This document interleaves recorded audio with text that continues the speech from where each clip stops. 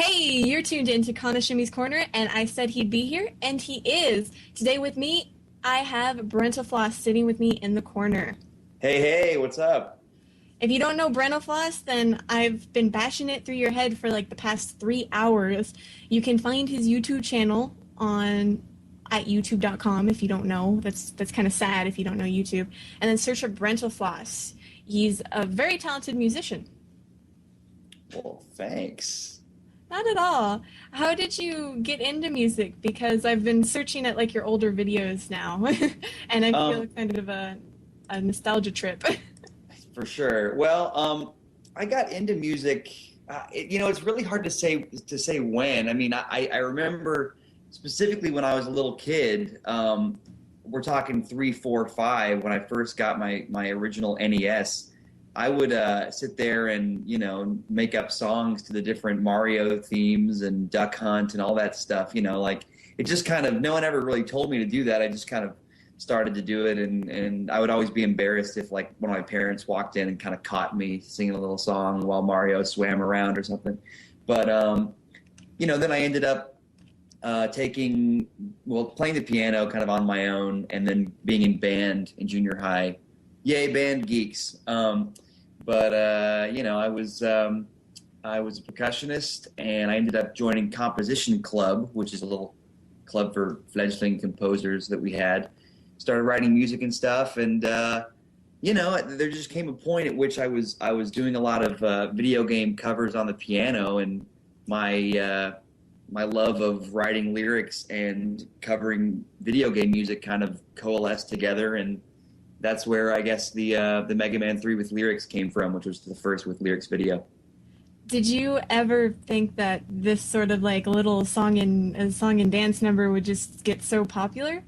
Honestly, I didn't. I really, if you notice, the few YouTube videos I had done before Mega Man 3 with lyrics were, comparatively not popular at all. Just little things here and there. Just when I felt like I needed some attention or whatever, I just slap them up on the internet. But no, I had no idea that even the fairly contained phenomenon that has occurred. I had no idea something like that would happen. Very pleasantly surprised. I was pretty amazed. I actually have a story for you of a trip. The 3 main heads here at 918 The Fan went to. We went to Anime Expo in July of '09. And Kibbs and Sangolem came from Florida and Kansas and picked me up in Las Vegas. And then we headed to California. And we were there for about a week until I said goodbye to them. And from day one in that car to the last day we left California, I think I heard the Mega Man with lyric songs over 700 times. Wow. Because we somehow subconsciously somebody would start singing the melody and then everybody would sing it in the car, and at the convention we would sing it or somebody would react to it, and then like a whole convention hall would start singing it. People just knew the song, and I'll be honest, I've never had a song so forcibly wanted, like stuck in my head before. Yeah. Well, what's funny is I feel like sometimes I get people, I don't know if they forget that, well, the songs get associated with me, but what I try to kind of like, when I'm trying to be modest, which is not very easy because I've got a big hairy ego, but when I try to remind myself, you didn't actually write the song, dude. You know what I mean? Like, because like I'm adding lyrics, but the thing is, I think I never would have ever thought to write lyrics if the songs hadn't been so freaking catchy, like. That the Mega Man 3 with title theme to this day is my favorite piece of video game music of all time. I think if they hadn't made such great music during that era of video games, I don't think I ever would have been inspired to make the music in the first place. So it's a very nice marriage of music that's already really good and me just kind of putting my little satirical spin on it. But yeah, that Mega Man 3 song is ridiculously catchy. It is. I personally am partial to the gotta run now, but as soon as the first opening line is heard, somehow I have to sing it, and that's if everybody around me has to follow suit, that means that there's got to be something about the lyrics for everyone to know them and memorize them like that. Well, funny thing about the Gotta Run Now. I set that one, and that was like the second major with lyrics series, or rather with lyrics video in the series. But the Megas, they are, as you probably know, a Mega Man cover band of sorts. They don't do the literal melody line on every song the way that I do. Sometimes they add counter melodies, and they ended up doing their own version of that Mega Man 2 Wily theme as well. And we sort of like attacked the different parts of the songs. Like I didn't really do the chorus at all. I just kept it short. They did other parts. So actually on my upcoming CD, the Megas and I have collaborated on a track where they do the parts of the song that they, wrote lyrics to. I do the parts of the song that I wrote lyrics to. And then we kind of contrapuntally harmonize, and there's some extra, new bonus lyrics and stuff. So it's going to be a good time. That'll be really cool to hear. Out of sheer irony, we got an interview with the Megas at Anime Expo where we had been hearing that song over 700 times. Nice. Yeah, they're really cool guys. They are really, really nice, fun to hang out with. I actually just got out of, just a couple weeks ago, got out of MagFest where we hung out. And I must say, I've never met like a video game cover band that was like just full of assholes, but they're pretty cool guys, so. Well, good to know. And you actually are doing a lot of collaborations for the CD from what I know, correct? Well, at this point, the CD itself, the first CD, is only going to have, I guess, I'm trying to count in my head. I'll be collaborating with 3 different parties. One being the Konami Code. They are, if you're not familiar, a video game cover band. They're very awesome. They mostly do Konami stuff, but definitely cool. Google them. The Megas, as I said, and also a guy named Daniel Tidwell, who basically does. He also goes by Metal Daniel on YouTube. His handle is Metal Daniel 03, and he does metal covers of video game tunes. And I basically, when I make my YouTube arrangements of these songs, a lot of times I'll use MIDI guitars, which kind of end up sounding like a cheap karaoke track. But for the CD, it's kind of important, it's going to be like my first stab at like having something be, CD quality, the official beginning of the music legacy. When I die, this CD will still be around and nerds will be listening to it. So I want it to be good.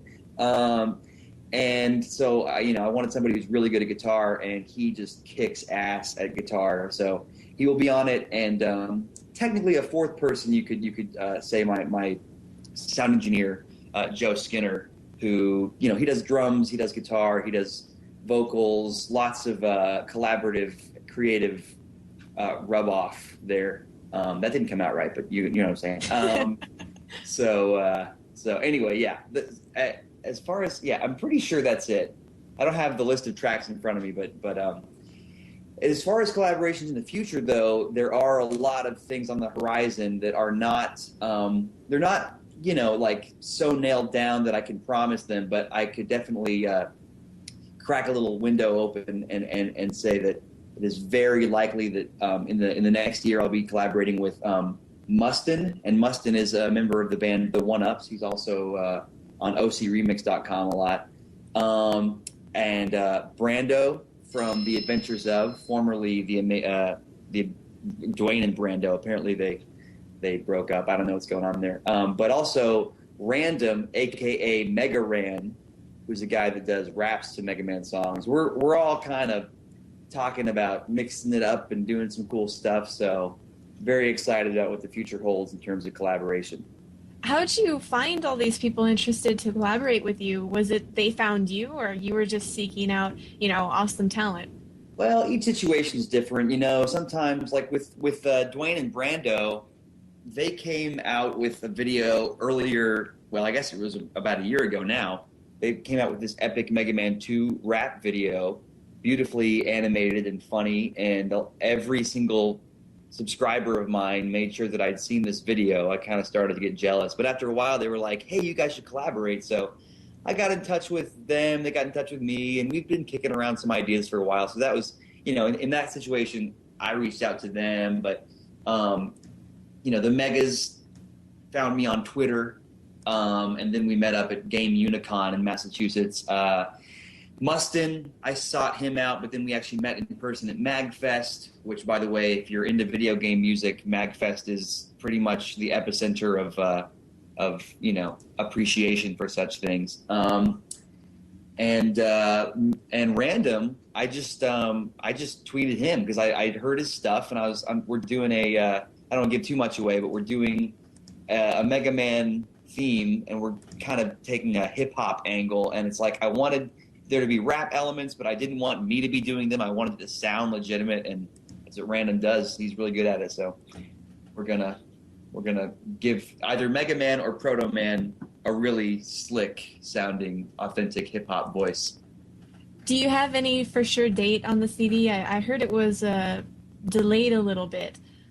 It has been delayed, and the thing is, I don't want to nail down a date because I feel like I'll jinx it again. But I can say that my plan for finishing the final tweaks and basically bouncing all the files to have the actual recording ready, that's going to take place before Valentine's Day. So basically, there will be somewhere in the world in my possession finished recordings by middle of February. How long it takes to get everything up and running in terms of printing CDs and uploading it to iTunes and so forth could take a few weeks. So I'll be on the safe side and say that by the time my birthday rolls around on April 12th, there will be a CD purchasable in both digital and physical forms. I'm sure you're just giddy about that. It must be sort of like a dream to go from video game fan to, cover artist. Well, yes and no. I mean, it's definitely a dream. That's not the no part, but it's a very odd dream, I have to say, because just to give some perspective, I got a master's degree a couple of years ago in musical theater writing. I actually all through high school and college wrote original musicals, and there was a time when my plan was basically to write musicals, to be a musical theater composer, lyricist, but I just happened to have a video game streak. You know what I mean? It's particularly classic video games. So it's a very weird world to wake up in for me where, in fact, my knowledge and literally my degree in writing lyrics is being used for something so unconventional, so different than what I thought it would be. And yet, in a way, it's more fun for my, for kind of my performer side of me than I think the writing part of musicals would ever be. So it's very odd. It's like, you plant a bunch of seeds and you see which ones grow.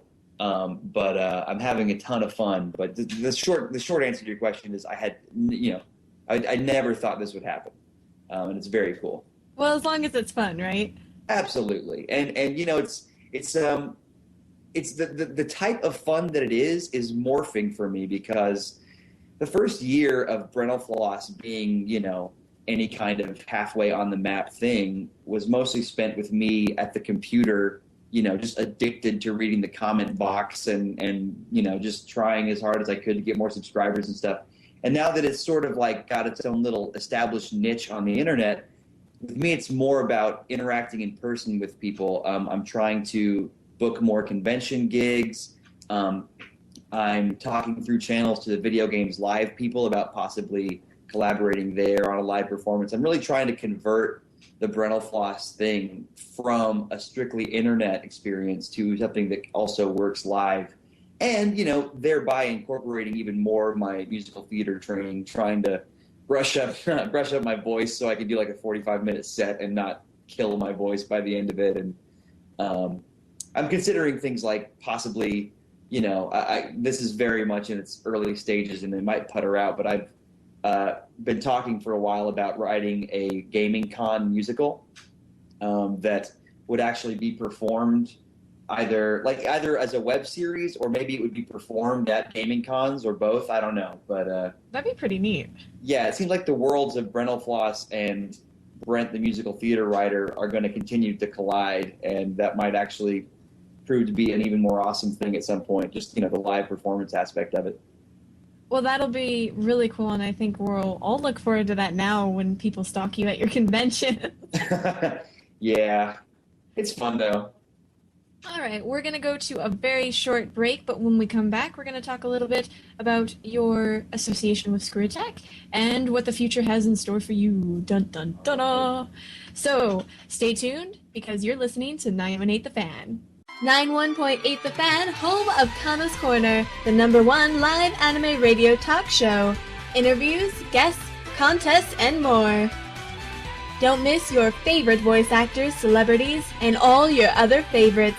Only on Kana's Korner. Weekdays at 10 a.m. Pacific Standard Time.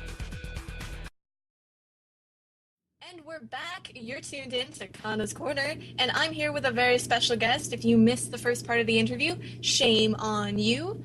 BrentalFloss, would you like to say hi to all the lovely people out there? Hi to all the lovely people out there. Oh, thank you. Now, I was wondering, it seems like Screw Attack picked you up recently. I think it was about a few months ago?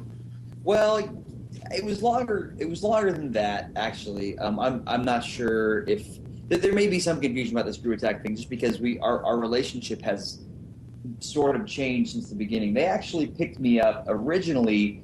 They spoke to me right after the DuckTales video came out, and so it was about this time last year. And we worked out a deal in March that I would sort of become a feature on the site. And for a while there, I was doing the With Lyrics series exclusively on Screw Attack. And, while I really do like everybody who's involved with Screw Attack, there just came a point where I realized that them exclusively having the rights to all my With Lyrics videos wasn't the best business decision for me. And so we sort of changed it to where I'm still a feature. I still feel like a part of the family there, but I also sort of own my own stuff and am legally able to distribute it any way I choose. But they also run my merchandise stuff. The BrentalFloss T-shirt is purchasable at screwattackstore.com if you would like to wear me on your chest. I saw that video. Did you? Yes. I emailed a bunch of my female friends who I call my breast friends in New York, and quite a few of them were a bit shy to be in that video. But I don't think they believed me when I said that it's just goofy Benny Hill stuff. It's not like I'm going to, ask. It's like I'm shooting like a porn or anything. But, anytime you tell someone, look, I want you to be in this video based on, your large breast, it's kind of tough to get people to come out of the woodwork. But anyway, what are you going to do? So, yeah, I got a T-shirt with them, and very likely to be working together with them to sell the physical copies of my CD. So we're very much friendly, but the nature of our business relationship has changed. I see. I was a little confused because I hadn't seen anything too new on there in a while. I remember about the end of last year, mid last year, is where I started seeing you, and then I got a little confused myself, so thank you for clearing that up. My pleasure. I did wonder, you went to their convention too, and you did a panel there. I did. It was kind of an interesting panel because it was half concert, half Q&A, and it was a lot of fun, though. It was actually my first convention appearance, and it got me hooked. It was, let's see, I'm trying to think of the timeline here. I guess it would have been July of it's the first weekend of July. It's the same exact time as Anime Expo. Oh, man. Well, I guess that means I won't be appearing at Anime Expo. SGC is a great time. But then there's a group called GPX Gaming. They're a really cool bunch of guys, and I guess gals as well, who they oversee tournaments. They provide equipment for different conventions, and they invited me to come to a convention they were running called Game Unicon in Massachusetts, and we had a good time there. and they were also at MagFest, which I just went to. So, anywho, I will definitely be at SGC. They will too, and hopefully this year. No promises, but I definitely want to be able to rock a little bit harder this year. It's not easy to rock in a seminar room that's usually meant for going over, last year's sales with a PowerPoint presentation. But, I tried my best. But I'm trying to get a band together, actually. So just because it's fun to do karaoke type stuff and to just sing to a track, but I think it would be even more fun to have a BrentalFloss band where I, counting off with 1, 2, 3, 4 instead of telling the sound guy go. You know what I mean? It just seems a little bit more awesome that way. That would be pretty neat, and hopefully we can see you at one of the conventions we attend. Probably a good shot for you would be Anime Vegas, and then you get to be in Vegas for a while. Anime Vegas. That sounds like how many ways can I say yes? That's I didn't realize there was an Anime Vegas. I'm actually still kind of curious about the way that anime and video game, brands cross over, because clearly people that are into anime are more likely to be into video games. But I'm always surprised when people say you got to go to Anime Boston, you got to go to Anime such and such, because I think anime really I just because even though this may disappoint a bunch of people.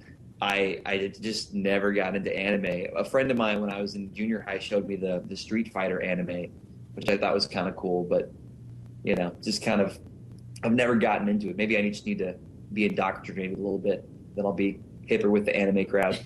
Well, no, it's understandable. I mean, I would think that a lot of the JRPGs and things like that, since so many video games have come from Japan, basically, get people interested in anime and vice versa, since they're sort of the same culture. Right. And I think that's essentially where the interest goes. But you should try going to the anime conventions, because a lot of them have gaming portions too. Like, not only will they have gaming voice actors, Kyle Hebert, for instance, who is Ryu from Street Fighter. That's the first one that comes to mind. And but they have gaming tournaments and things like that, and some gaming concerts as well. I've seen one or two in the past year. So I would definitely try, if you're really hooked on the conventions, to try that. It's so funny you say about you mentioned video game voice actors, because I really want to be one. And I actually auditioned for Deus Ex 2, which is a PC game. I guess they released it for Xbox. Yeah, it was a crap game, but the original Deus Ex was really good, one of my favorite games of all time. And I got in touch with what's the name of the company? I'm a jerk for not remembering. But they were in Austin, Texas, and I went down there and totally tried out for the voice of the main character, the male version of Alex. And unfortunately, they had cast all the character roles. And the thing is, I don't think my voice should ever be used as the main character in anything. But, if you have that salty guy that you come into the shop and he's like, hey, what do you want there? Yeah, I'm going to get you a gun and some bombs and shit. Like that's the guy that I should be. But, if anybody's listening and they're, creating a video game with any kind of budget, I would love to voice some characters. Well, best of luck with that. That'll be really cool if you goes through. My plan is to eventually be doing stuff in all sides of video game creation. I'd love to write for a video game in terms of plot. I'd love to compose for video games. I think in the next year or two, more of my original composition stuff will be hitting YouTube, just because it's cool that I'm known as the video game lyrics guy, but I kind of like the idea of keeping my fan base on their toes, never letting them get bored with kind of the notion that I get predictable or do the same old thing. So hopefully, if I can establish myself as a good composer in the first place, maybe I'll make some contacts and, soon be writing the bleeps and bloops on something. I don't know. Well, that'll really widen your audience, too. I mean, you're going to have a lot more competition now, because anime isn't doing as well as it was, 5-10 years ago. And so a lot of voice actors are going to video games now. But at the same time, their video games are flourishing. So you might just start off as one of those dudes in an army game who's shouting grenade, but it's somewhere. Dude, I'll practice my just got my face blown off scream It reminds me of actually the original Wolfenstein 3D when they put it on the Super Nintendo. There was only one death noise for every single person in the game, but they put it at different pitches, and it was like, oh, but like they'd have it be like, oh, oh, oh, like, and it was the same sound for everybody. So when you beat like the big boss, it's the same one. It's just like, oh. Anyway, so. That would have made the actual remake of Wolfenstein they released recently so much more better. If only you could like have a code just the way you can do God mode. If you just had, classic sound effects, that'd be awesome. Well, yeah, hopefully we can see you at some nearby conventions, and maybe you could try doing some vocal panels there. That might get people's attention too. Could definitely be fun for sure. Do you have any other, places that you're going to be appearing and you want to advertise them? Well, I really wish, it's SGC 2010 is a definite for sure. I believe it's July 4th weekend in Dallas, Texas. Definitely recommend that. The Angry Video Game Nerd, as far as I know, is going to be there, and great tournaments, great prizes, the entire Screw Attack crew. But at this point, other conventions are up in the air. I have just recently gotten some talent management for conventions, which basically amounts to just, a group of people that are trying to get me booked at different conventions. But I'm looking at I guess it's PAX East, the one in Boston in late March, trying to get into that one. But, it's really big and it's kind of short notice, so it's up in the air. But, at this point, the unfortunate answer is nothing besides SGC is nailed down yet, so I can't really guarantee it, unfortunately. But just know, if all goes according to plan, I should be appearing at 5 to 10 conventions between now and the end of the year. Wonderful. Well, hopefully, your fans and our fans can stalk your Twitter or your Facebook or wherever else you're listed to get the updates. I'd prefer the Twitter, but, whatever you want to do. Stalking's always good. Leads to T-shirt sales. So, why not? What's the URLs and things like that for your social networking accounts? The URLs. Okay, here we go. The Facebook one, there's a fan page on Facebook that I didn't create, but it's gotten big enough that I just allowed that to be the official one. So just, if you just search BrentalFloss on Facebook. But my Twitter is twitter.com/BrentalFloss. And that's pretty much all I have a MySpace, but I really never check it. So if you're one of the many people that have messaged me on MySpace, sorry, I don't really. I mean, I think like most of the rest of the world, I kind of left MySpace in 2006 where it belongs. But Twitter is the best way to go. But also, I am technically involved socially on Screw Attack. So if you join Screw Attack, it is its own little community. You can communicate with me there. You can always send me a PM on YouTube. YouTube is the one where I have made a guarantee to read every message and answer pretty much all of them. If somebody just sends out a mass PM on YouTube and says, hey, watch this video, I'm probably not going to respond. But in general, I do respond to all my PMs on YouTube. That's pretty amazing. You must get flooded with comments and suggestions and questions all the time. But how many hours a day do you dedicate to that? It's an increasing number, but until I'm just physically unable to do it, I'm going to continue, because to me, it's, on a purely business level, it's good PR, but also I think it's cool that, you can be sort of a mini celebrity who's completely connected to your fans in a way that isn't, isn't dangerous. You know what I'm saying? Like the internet provides a buffer where I can talk to all these people without having to worry that they're going to follow me home. You know what I'm saying? Or file a restraining order. Exactly. None of that on YouTube. So it's pretty cool. And also, you get a real sense of what your fan base is thinking and who they are. And demographics are everything. You can just tell from certain videos I do. I definitely go out on a limb, and I'm going to continue doing this, but I go out on a limb sometimes and make videos that are a little different than my usual brand. And most of the time, numerically speaking, they don't do well. And that's just because my viewers on YouTube, the core subscribers, are a pretty specific group of people. But checking those PMs every day helps me get a sense of what do people really want to see, what are they interested in, what are the questions they're asking over and over again, and it pays off a lot in my FAQ videos, where I make fun of the most asked common questions. In fact, FAQ number 6 is coming up in the next month. I'm currently editing that, getting all the footage, working on that, so that's coming down the pike soon. You also have some joke videos. I know, like I remember the waiter one, with the catering one with the Band-Aid. Oh yeah, yeah. And I don't check on YouTube as much as I should. And like I think the last video I'd seen was one of your lyric videos, and then I came back to that, and I was like, oh my god, that is the most disgusting thing I've ever. And then it ends up being a joke. Yeah, let's decide that it wasn't true. Let's just definitely say that it wasn't true.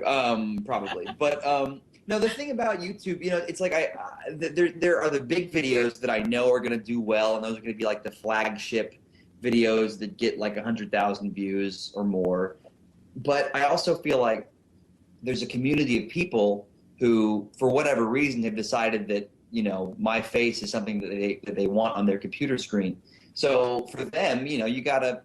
Like I try to mix it up and keep it fresh and do stuff that is a little bit more of my personality, because I don't know, like I don't like the idea of the BrentalFloss persona being all there is to me online, because actually, like, I'm a real person on top of being whatever internet mini meme or whatever you call it that I am. So I try to share that genuine stuff and just whatever happened in my day sometimes. I'm inspired by the Vlog Brothers quite a bit, just because they are good at turning everyday stuff into great videos. They're great at editing it. They've definitely developed. I'm not going to say a formula because I don't want to pigeonhole them, but they've definitely figured out a good way of doing what they do, and they don't have to. It doesn't take huge, ridiculous production values to make a great video for them. So definitely trying to master that slowly but surely. Well, it's a great way to keep your personality intact, and not only that, but it's a good business ethic as well, to widen your audience and to make people basically see that there's more to you than just, video games. Right. I mean, the thing is, I know at the end of the day that, like, the world would be fine with me just being the guy that writes lyrics to video game tunes, but at some point, I'm not sure I'm satisfied with just that, so I definitely make a point to break out of that on a regular basis. Well, that's really admirable, because a lot of people actually won't do that. Now, I did have one more question for you, and that was essentially, do you have any sneak peeks you can talk about on your YouTube or anything else?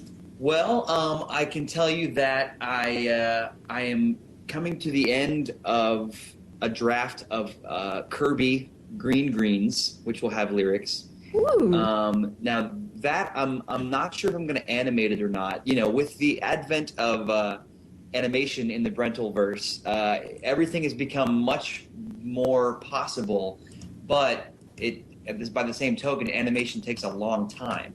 So I'm actually looking at 3 separate animated videos to happen this year, and it just is the kind of thing where you have to plant that seed 4 to 10 months before you actually want it to grow, because it just takes so long for these talented animators to do what they do, because usually they're doing it the way that I'm doing it. They're doing it single-handedly and just in their spare time. But other sneak peeks, I have written a Castlevania 2 Bloody Tears lyric, concerning mostly the concept of putting Dracula's body parts together, and just the idea that you're seeking out all these body parts. Like, the game left out so many body parts that I wanted to mention. I can't wait to hear that one, to be honest with you. Pretty fun. And Bloody Tears is one of those themes that is weaved throughout the Castlevania canon, so it's not just from Castlevania 2. You know what I mean? It's people are familiar with it from the remakes and the DS ones. And there's a song that goes by 2 different names, Proto Man's Theme as well as the Mega Man 3 Staff Roll. Very pretty song, and this is going to be a big large, hairy collaboration. It might take a year and it'll end up just being like a 3-minute video, but probably sprite animated. And that's all I'm going to say for now because we're still ironing out the details. But many different parties in the video game music world collaborating together on a very cool Mega Man themed music video. So those are little sneak peeks of what's to come. Very awesome. That'll certainly encourage our listeners who aren't already subscribed to you to subscribe. And before I do let you go, I was wondering if you'd like to take part in a 918 The Fan tradition. I can't say, how could I say no? I mean, absolutely.